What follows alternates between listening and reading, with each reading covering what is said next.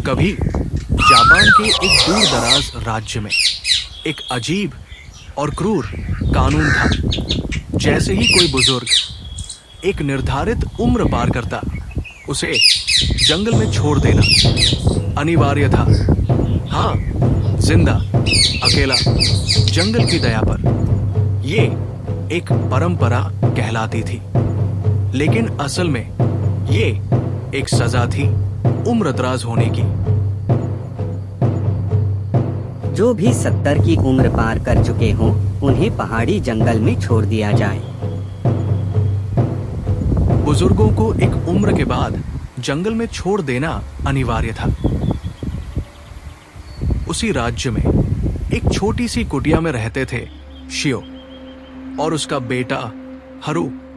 दिन भर साथ खेतों में मेहनत करते, दोपहर को वही मिट्टी भरे हाथों से एक दूसरे को पानी पिलाते, और जब थकान से बदन कांपता तो एक दूसरे की मुस्कान जैसे सारी दुनिया की थकान मिटा देती थी। उनके रिश्ते में बस स्नेह ही स्नेह था। लेकिन एक दिन सब कुछ बदल गया। सरकारी सिपाही हाथ में फरमान लिए शियो के घर के दरवाजे पर खड़ा था। उस फरमान में लिखा था, समय पूरा हुआ, अब शियो को जंगल में छोड़ आओ।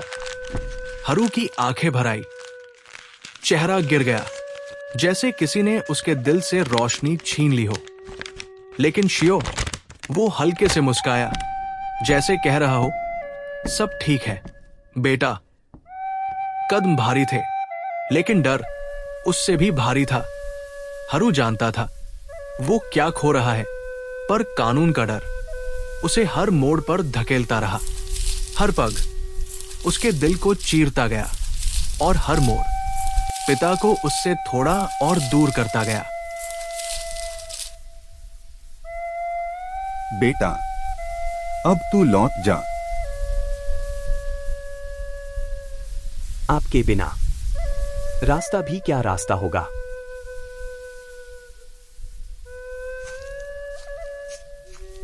हर मोड़ पर जहां जिंदगी पीछे छूटती गई, वहां एक पत्ता गिरता गया। ये सिर्फ पत्ते नहीं थे, ये पिता की हर उस उम्मीद के निशान थे जिसे वो छोड़ते आए थे ताकि बेटा रास्ता न भूले। अब पत्तों की वो पोटली बेटे के हाथ में थी। पिताजी, ये क्या है? तू रास्ता न भटक जाए, इसलिए ये पत्ते बिखेरता आया हूं। बेटा चुपचाप सुनता रह गया। उसकी आंखों में कुछ टूट सा गया।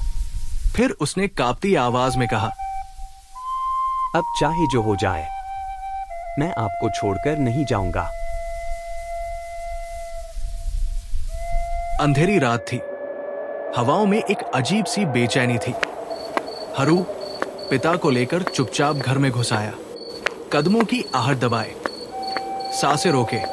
फर्श के नीचे एक पुराना तहखाना, वही छिपा दिया उन्हें। अब जिंदगी चोरी छिपे चलने लगी, बेटे के हौसले के सहारे।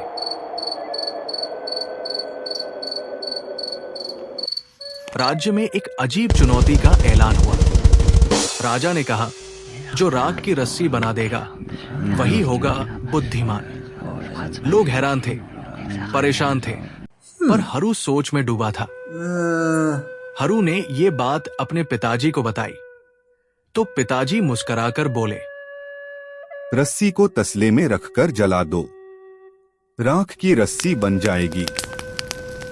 हरू ने वैसा ही किया, और जब राख उठाई, रस्सी की पूरी बनावट राख में भी वैसी की वैसी थी। हरू राख से बनी रस्सी लेकर राजा के पास गया। राजा ये देखकर अचंभित भी हुआ और प्रसन्न भी। उसने कहा, ये कैसे संभव हुआ?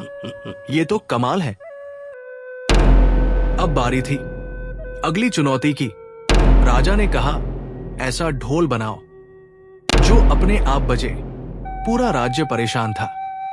ढोल पर कोई चोट करे बिना वो कैसे बजेगा? हरू चुपचाप पिता के पास गया। ढोल में मधुमक्खियां भर दो, आवाज खुद आती रहेगी। हरू ने पिता की बात मानी और ढोल में मधुमक्खियां भर दी। हरू मधुमक्खियां एक जाली में डालकर ढोल के भीतर छोड़ता है। ढोल गूंजता है बिना किसी छेड़छाड़ के। मधुमक्खियां भीतर उड़ती है। राजा की आंखों में था आश्चर्य का तूफान और हरू के चेहरे पर चुपचाप चमकता गर्व। राजा को शक होने लगा था कि ये बालक अकेले इतनी बुद्धिमानी नहीं दिखा सकता। राजा ने हरू को बुलवाया और सीधा प्रश्न दाग दिया। राज बता दे, दुगना इनाम दूंगा। पहले एक वचन दीजिए कि मेरी एक बात मानेंगे। ये निर्णायक क्षण था जहां हरू ने निडरता से सच बता दिया और अपनी एक शर्त भी रख दी। मेरी मांग है कि बुजुर्गों को जंगल भेजने का अन्यायपूर्ण कानून आप समाप्त करें और सबको गांव में सम्मान से वापस लाया जाए। तूने बुद्धिमानी से राज्य की चुनौतियां हल की। तूने जो मांगा वह न्याय है। मैं तेरा वचन निभाऊंगा।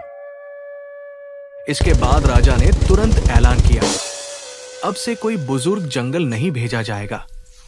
पुराना कानून समाप्त किया जाता है। राज्य में ढिंढोरा पीटा गया और सैनिक बुजुर्गों को आदर के साथ वापस लाने निकल पड़े।